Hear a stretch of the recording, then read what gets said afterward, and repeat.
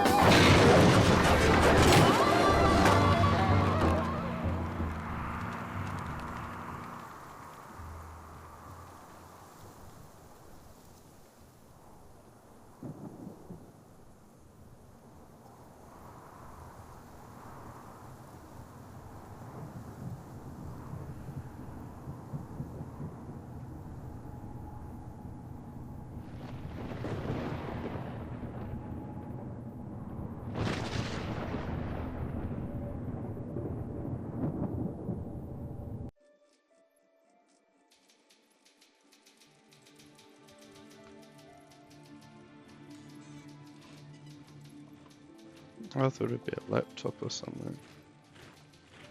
It's a book. War. War never changes. It was the inevitable result of the path humanity had chosen. Everyone who entered into the conflict expected victory. Everyone was optimistic. But as the hostilities escalated, optimism faded, and society began to collapse. The great vaults were built to house the wealthy, the powerful, the influential, and those deemed necessary to their survival. Inside, resources and technology were stockpiled, a final defense against the coming Holocaust. With the past behind them and the present destroyed, they looked to the future. The sturdy Vault Zero was to be the nucleus of the Vault network, housing the greatest leaders, artists, and scientists. The inhabitants of Vault Zero were to reunite the vaults and lead the people to a new life, a new world.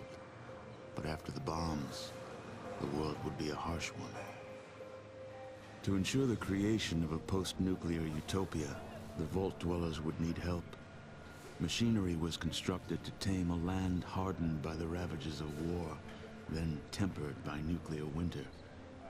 But plans were barely in place when the first missiles left the silos. During the destruction, communication between the vaults ceased. Entire vaults were lost. Those that survived were on their own. Not all vaults succumbed to the machinations of war. On North America's west coast, one group of military vault dwellers emerged almost unscathed.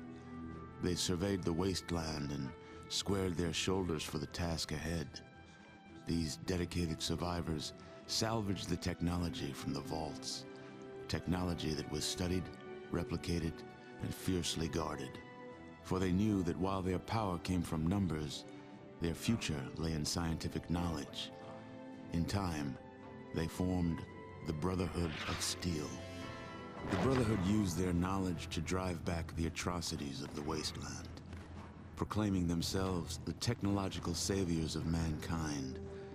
They scoured the land in search of more technology, raiding mutant camps, bandit towns, and the broken remains of other vaults. But even they could not keep pace with the high tolls demanded by life in the wasteland.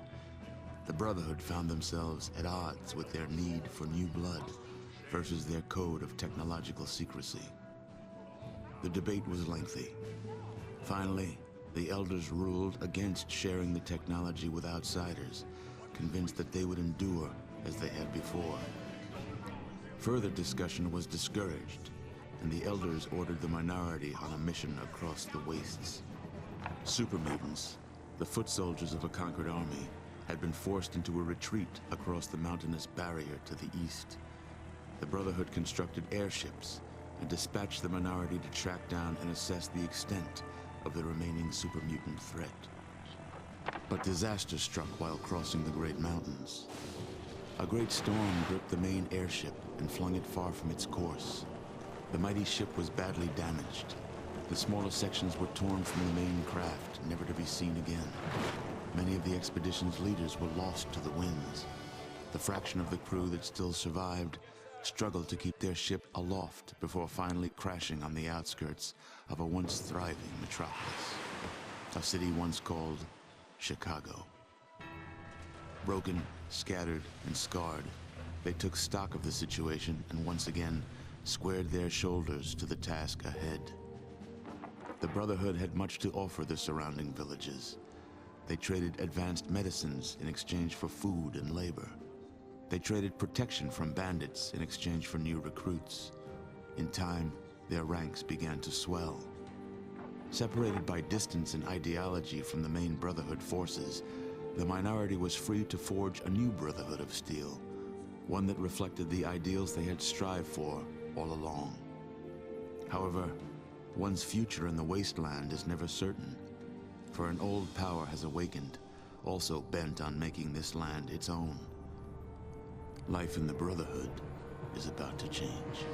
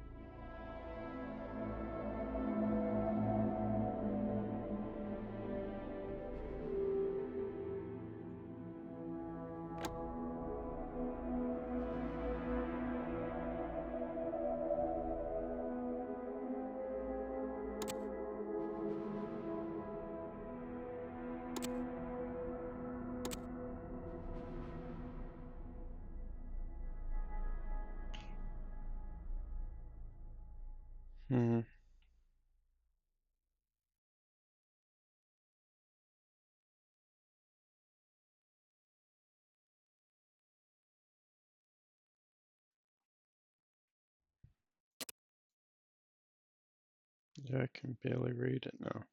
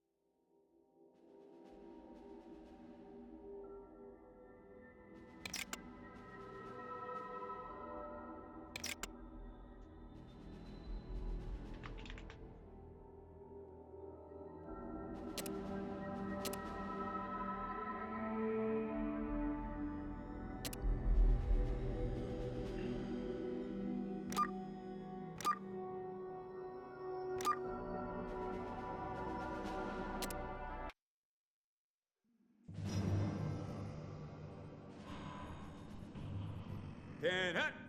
All right, you mutated redneck green-skinned sacks of irradiated flesh, listen up. I am Paladin Rychek. I am in charge of training you backward maggots in the art of war and survival.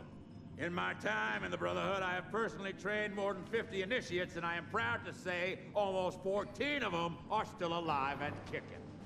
The elders have ordered me to mold you flabby, hip-slapping, berry-picking, rat-rubbing Brahmin kissers into capable warriors. And I am going to do it, even if it kills you. I will teach you how to eat, sleep, walk, talk, shoot, spit like a Brotherhood soldier. First level of training will be recruitment detail. You'll go to the surrounding villages and see what able-bodied primates are ready for an honest life's work. It is your duty to remind the village elders that if they want continued protection from the scum of this world, they will uphold their end of the bargain by providing resources and their best and brightest for Brotherhood training. Now get your weak-kneed, superstitious, soft-skinned, uneducated butts to the armory. You will be issued basic weapons and armor. There are 3 simple rules to follow with Brotherhood equipment. If you damage your weapon, you will spend a week in the box. If you damage your armor, you will spend a week in the box. If you lose either, I'll kill you myself. Whoa. I was expecting a week in the box, but no. Just, and one you did. final thing, ladies. Welcome to the Brotherhood of Steel.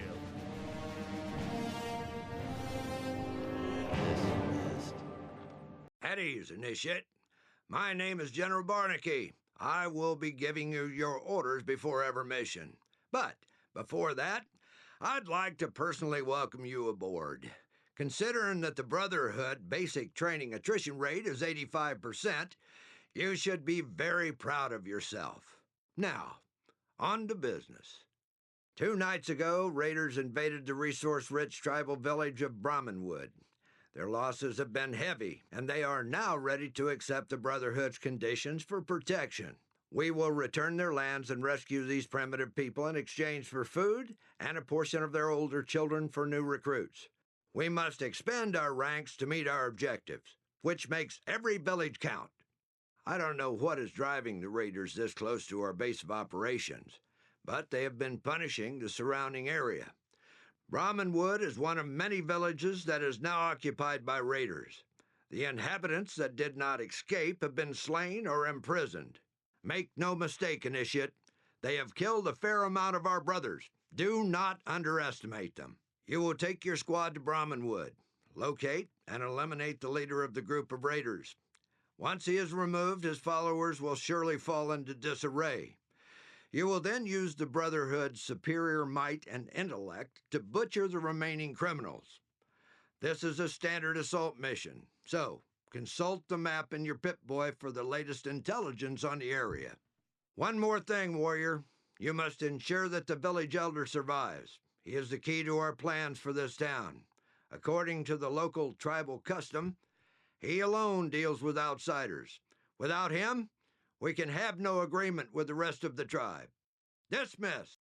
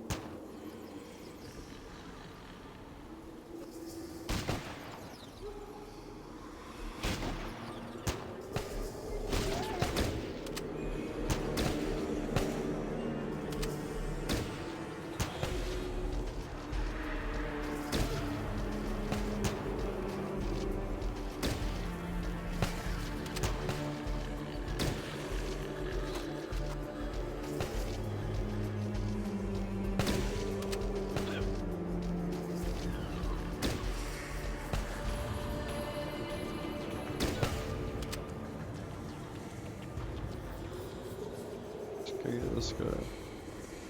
Cheeky little guy.